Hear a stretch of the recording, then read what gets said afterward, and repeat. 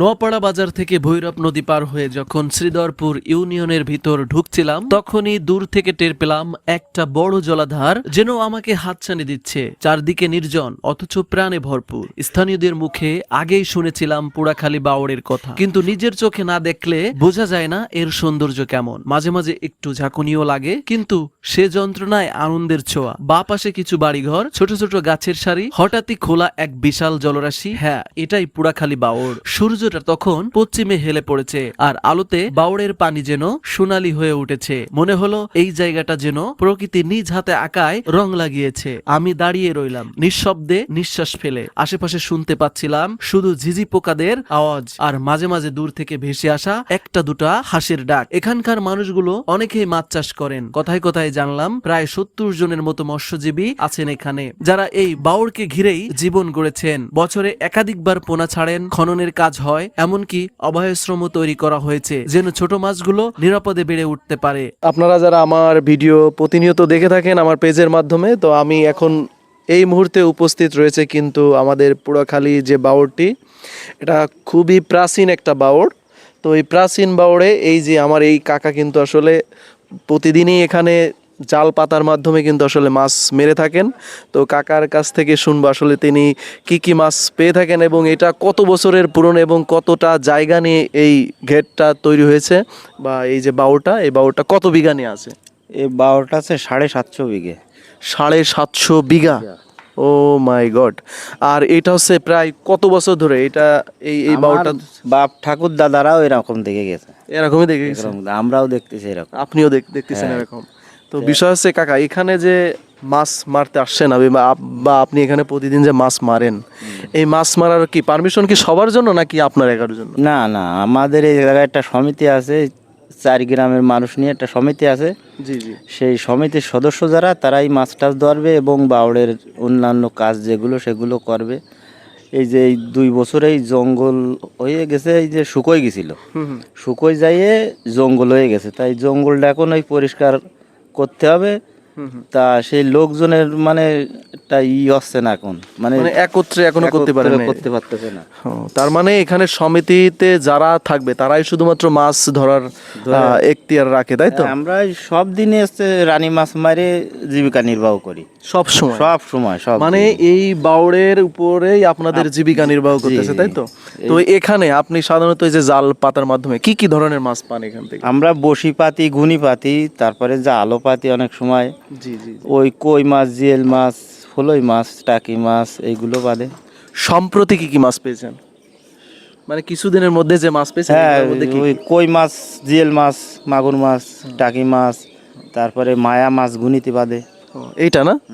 তো আমি একটু জানতে চাচ্ছিলাম, আমার একটা আগ্রহ যে আপনি তো এই জায়গা দীর্ঘদিন ধরে মাছ মারেন, আপনার জীবনে বা এখানে যতদিন ধরে মাছ মারতেছেন তার ভিতরে সব থেকে বড় মাছটা কি ছিল? বিলাক কাপ মাছ, কত কেজি? 27 কেজি ওজন। একটাই 27 কেজি? একটা 27 কেজি। ওইটা কি আপনি বিক্রি করছিলেন না খেয়েছেন? না, আমরা মানে অনেক মানুষই ধরেছিলাম, অনেক মানুষ মিলে? মানে 30 জন টন। 30 জন মিলে একটা মাছ? তো একটা না, তো ওই মেলা মাছ পাইছিলাম। মানে সর্বোচ্চ 27 সর্বোচ্চ 27 কেজি, 25 কেজি, আর তারপরে 22 কেজি, 20 কেজি এরকম ছিল। ওইটা কি দেওয়া ছিল মাছ নাকি এমনি প্রাকৃতিক? হ্যাঁ, আমরা দিই তো মাছ, চাষ হয় তো এই জায়গায়। তা বলতেছি না, এই যে শুকোয় যে এই জঙ্গলটা হয়ে গেছে। এই জঙ্গলটা হয়ে গেছে না, এই জন্য এই এই সম্প্রতি কি এর মধ্যে কোনো মাছ টাছ দেওয়া হয়েছে আপনাদের? হ্যাঁ, এই যে একটুখানি আমরা চুয়া করেছি, ওই যে টেনে টেনে চুয়া করে কিছু মাছ দেওয়া হয়েছে, কিন্তু লোকজন বেশি না হলে চুয়া করা যাচ্ছে না। আর দেখা যাচ্ছে আমাদের এই সরকারের থেকে কিছু একটু অনুদান যদি আমরা পাই, তাহলে এইটা আমাদের একটু সহজ হবে চুয়া করতে। তার মানে আপনাদের এই বাওড়ে যদি সরকারি কোনো অনুদান এসে থাকে তাহলে আপনাদের এই জায়গাটা সুন্দর করতে এবং এই বাওড়টা পরিষ্কার করতে একটু সহজ বা সুবিধা হবে বলে মনে করছেন, তাই তো? সর্বশেষ যে বিষয়টা শুনতে চাবো সেটা হলো, এইখানে যে দর্শনার্থী আসে ঘুরতে বাওড়টা দেখার জন্য, এটা কি প্রতিদিন সকাল বিকাল এখানে কি আসলে লোক আসে? আপনার কি মনে হয়? হ্যাঁ, সকাল বিকাল কম বেশি সব দিনই লোক আসে এই জায়গায়। সব দিনই লোক আসে? হ্যাঁ, এই যে আমাদের এখানে পিকনিক করতে আসে, এই যে রান্নাঘর বায়নায় দেওয়া আছে ওইটা। ওই যে ওইটা না? হ্যাঁ, সবকিছুর ব্যবস্থা আছে। বর্ষার সময় বলে একটু কম আসতে হবে। তার এটা মানে আছে ফাল্গুন চৈত্র মাসের দিকে বেশি আসে।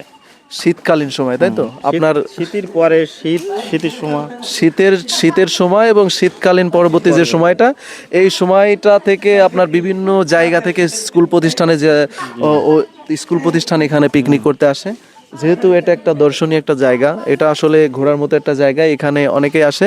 তো এই জায়গার একটা বিশেষ সুবিধা হচ্ছে যদি দূরে থেকে কেউ পিকনিক করতে আসে বা ভ্রমণ করতে আসে তাদের জন্য কিন্তু আসলে রান্না করার একটা ব্যবস্থা করে দেওয়া রয়েছে।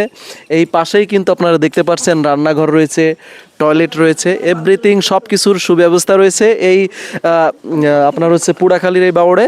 তো এখানে আপনারা আসবেন ঘুরতে, এখানে ফ্যামিলি নিয়ে আসবেন, এখানে ফ্যামিলি নিয়ে আসার মতো একটা জায়গা।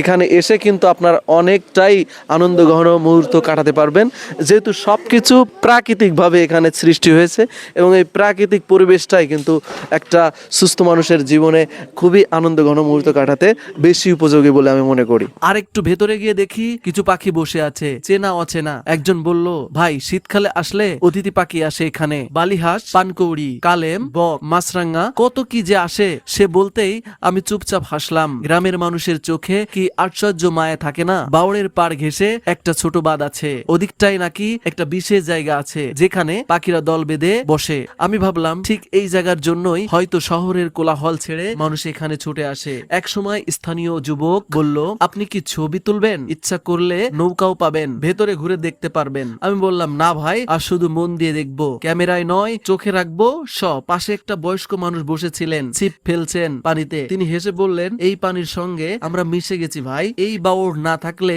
আমরা অনেক আগেই হেরে যেতাম। এই কথাটা আমাকে নাড়া দিল। প্রকৃতির সঙ্গে মানুষের এই সম্পর্ক এতটাই গভীর। বসন্তকালে এই বাউড় শুকিয়ে কিছুটা ছোট হয়ে আসে, কিন্তু বর্ষায় সে যেন বিশাল এক হৃদয়, যেটা শুধু জলেই ভরা না, ভরা থাকে হাজার মানুষের জীবনের গল্পে, স্বপ্নে। আমি তখনও দাঁড়িয়ে আছি, সন্ধ্যা নামছে, আলোর ঝাপসা আভা পড়ে যাচ্ছে জলের উপর। কিছুক্ষণ চুপ করে বসে থাকলাম। মনে হচ্ছিল শহরের কোন ক্লান্ত মানুষকে যদি একটু শান্তি দিতে চাও, তাকে পুড়াখালী বাউড়ে নিয়ে এসো। এখানে এলে কেউ শূন্য হাতে ফেরে না, কেউ প্রকৃতি পায়, কেউ পায় নির্জনতা, কেউ খুঁজে পায় হারানো আত্মাকে। পুড়াখালী বাউড় শুধু একটি জলাধার নয়, এটি জীবনের এক সরল অথচ গভীর উপলব্ধির নাম। যদি কখনো যাও, নিজের মতো সময় নিয়ে যেও, তাড়াহুড়ো নয়। বাউড় সময় নেয়, কিন্তু একবার আপন করে নিলে আর ভুলতে দেয় না। আর যদি আমার মতো তোমার হৃদয়ে একবার ঢুকে পড়ে, তবে দেখবে বারবার ফিরে যেতে ইচ্ছে করছে।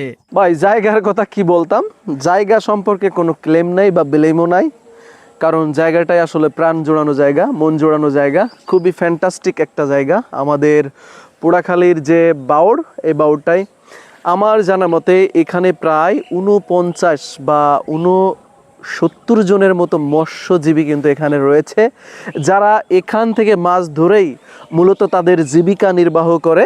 আমি কিন্তু কিছুক্ষণ আগে একটা ইন্টারভিউতে আপনাদের দেখানোর চেষ্টা করেছি, আসলে এই যে বাউটা, এই বাউটার উপরে এই চারিপাশে যত লোকজন রয়েছে যারা বাড়ি করে থাকেন, তাদের কিন্তু একমাত্র উপার্জনের যে জায়গাটা সেটা কিন্তু এই বাউটটা। তো বাউটটা মনে হয় যে আরেকটু যদি সংরক্ষণ করা হতো, তাহলে এই জায়গায় দূর দূরান্ত থেকে দর্শক আসতো, এই জায়গাটা আরও চমৎকার এবং ব্যবসা সফল একটা জায়গা তৈরি করা সম্ভব বলে আমি মনে করি। মনে করেন যে এই যে বাউটাতে অনেক লোকজন ঘুরতে আসে, তো আপনার এই যে এই জায়গাটায় বন জঙ্গল হয়ে গেছে, হ্যাঁ, তাই এই বন জঙ্গল হওয়ার কারণটা কি মনে করছেন আপনি? কারণ শুকোয় যায় আর কি, বন জঙ্গল আছে, শুকায় গেছিল, শুকোয় যায়, বাড় চাষ আসেনি, সেই জানি। তা আমি তো দেখতেছি এখন পানি, তা শুকাইছে কবে? শুকায় 2 বছর শুকায় গেছে। 2 বছর শুকায় গেছিল, একদমই টোটাল শুকায় গেছিল, সেই জন্য জঙ্গলে গেছে, এই জন্য এত পরিমাণ জঙ্গল না? তা এই যে এই জঙ্গলটা যদি পরিষ্কার করার উদ্যোগ নেয়, তাহলে আপনাদের আনুমানিক কতদিন লাগবে? ও বাবা, মেলা দিন লাগবে না? তো এখন কি কত বহুত জায়গা না, মেলা জায়গা না আমার তাতে। আমি এই যে আপনার যে আপনার যে অতিথি পাখিগুলা, এই জায়গা কি কি ধরনের পাখি আপনি হাইস্ট দেখেছেন? হাঁস পাখিটাকে আছে মেলা ধরনের পাখি আছে না? হাঁস পাখি তার মধ্যে শীতের সময় আসে, শীতের সময় আসে। এইখানে এই যে আপনি দেখলাম যে 2 জন ব্যক্তি পেলাম, এরা 2 জনই আছে হিন্দু সম্প্রদায়ের লোক। আপনাদের সমিতির লোকই সবাই কি হিন্দু সম্প্রদায়ের লোক নাকি? হিন্দু আছে আর মুসলমান আছে, আগে জায়গায় সবাই মিলেই আছে। তা আপনার এই যে এই জমি যে এই জায়গার যে এত পরিমাণের জায়গাটা, এটা কি আর সম্পূর্ণ সরকারি নাকি? সরকারি না, কোনো মালিকানা সিস্টেম নাই, জায়গা টোটালাই সরকারি। সরকারি জায়গা। আপনারা সমিতির মাধ্যমে শুধুমাত্র চালান নাকি? হ্যাঁ। তো সম্মানিত ভিউয়ার্স, আপনারা যারা এই পোড়াখালী বাউড়ে ভ্রমণের জন্য আসবেন বা ঘুরতে আসবেন, তারা কিন্তু আসলে দেখতে পাচ্ছেন এরকম প্রায় জায়গায় কিন্তু বসার জন্য সুন্দরভাবে টাইলস করে দেওয়া আছে, এই দেখতে পাচ্ছেন। তো এরকম প্রায় জায়গায় কিন্তু এরকম টাইলস করে এই বসার যে জায়গাটা, এই বসার জায়গাটা তৈরি করে দেওয়া আছে। তো এই জিনিসটা খুবই চমৎকার। তো আপনারা চাইলে এখানে এসে কিন্তু বসতে পারেন, রিল্যাক্স করতে পারেন। যা যদি কারোর মন খারাপ থাকে বা বান্ধবীতে সেকা দেয়, তাহলে কিন্তু এখানে এসে আপনারা নিরিবিলি একটা সময় পাস করতে পারবেন।